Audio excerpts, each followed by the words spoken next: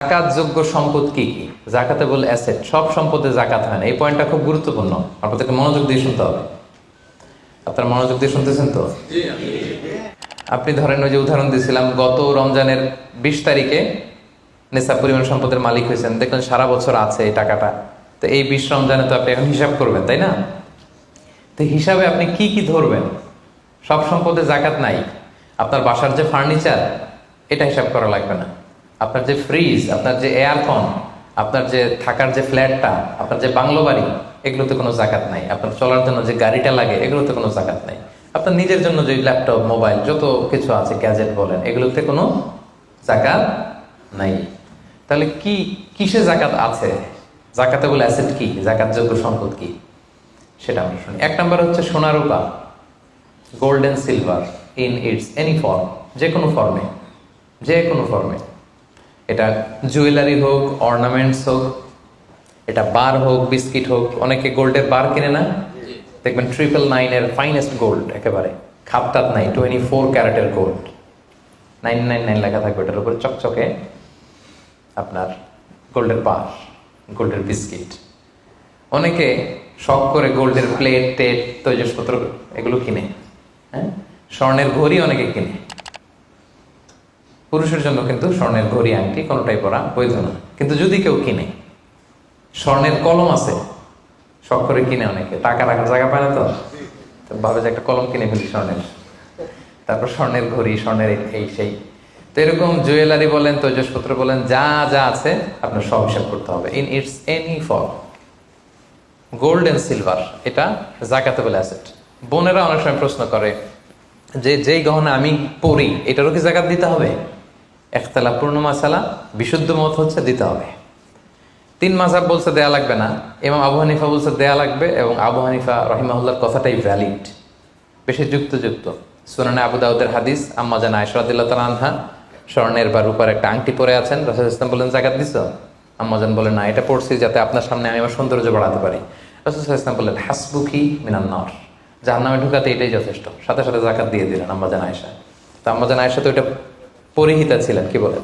আরেক নারী আসলেন তার মেয়েকে নিয়ে, হাতে 2টা স্বর্ণের চুড়ি। রাসূল বলেন, জাকাত দিছো? দেই নাই। বলতেছে, তুমি কি পছন্দ করো যে এই 2টা চুড়ির পরিবর্তে আগুনের 2টা চুড়ি জাহান্নামে পরানো হবে? ওই মহিলা ভয়ে তাড়াতাড়ি খুলে দিচ্ছে, ইয়া রাসূলুল্লাহ নেন, পুরোটাই দিয়ে দিলাম। তো এই হাতের বালাও কিন্তু ওই মেয়ে হাতে পড়া ছিল, তাই না?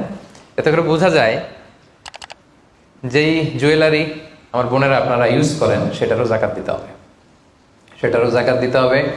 আপনার সিন্ধুকে থাক, গলায় থাক, আপনি সব কাউন্ট করে জাকাত দিবেন। তবে আপনি বিক্রয় মূল্য হিসাব করবেন, কারণ আপনি 1 লক্ষ টাকা দিয়ে একটা নেকলেস কিনছেন, বেচতে গেলে কি 1 লক্ষ পাবেন? কথা বোঝেন নাই? পাবেন? এটার সাথে খাদ আছে, এটার মেকিং চার্জ আছে, জুয়েলারি দোকানেরও একটা মেকিং চার্জ রাখে। তো আপনি যখন আপনার নেকলেসটা বিক্রি করতে যাবেন, ওরা 20% কাট করে দিবে। 1 লক্ষ টাকার নেকলেস আপনি দোকানে বেচতে গেলে কত টাকা পাবেন? 80,000 টাকা হিসাব করবেন, বিক্রয় মূল্য ধরতে হতো। তো তাহলে সম্মানিত ভাই এবং বোনেরা, জাকাতেবল অ্যাসেট 1 নম্বর গোল্ডেন সিলভার। 2 নম্বর হচ্ছে ক্যাশ। ধরেন আজকে আমি আমার জাকাত হিসাব করতে বসছি, তো আমি দেখতেছি যে আমার স্বর্ণ টর্ণ কি আছে না আছে, আমি হিসাব করতেছি। স্বর্ণের পালা গেল, এবার আমি হিসাব করবো আমার ক্যাশ কোথায় আছে, পকেটে কত, ওয়ালেটে কত, ড্রয়ারে কত, ব্যাংকে কত, কারেন্ট অ্যাকাউন্টে কত, ফিক্সড অ্যাকাউন্টে কত, সেভিংস অ্যাকাউন্টে কত, যত জায়গায় আপনার যত ক্যাশ ফর্মে টাকা আছে, এটা আপনি হিসেব করবেন। এগুলো জাকাতেবল অ্যাসেট। আরো কিছু সম্পদ আছে, এগুলো ক্যাশ না, তবে ইজিলি লিকুইডেট করা যায়, চাইলে টাকা বের করে আনা যায়। যেমন প্রাইস বন্ড অনেকে কিনে রাখে না, আমাদের ডাক বিভাগের সঞ্চয়পত্র আছে না, এগুলো ফিক্সড ডিপোজিট, অনেকে ইন্স্যুরেন্স করে, লাইফ ইন্স্যুরেন্স।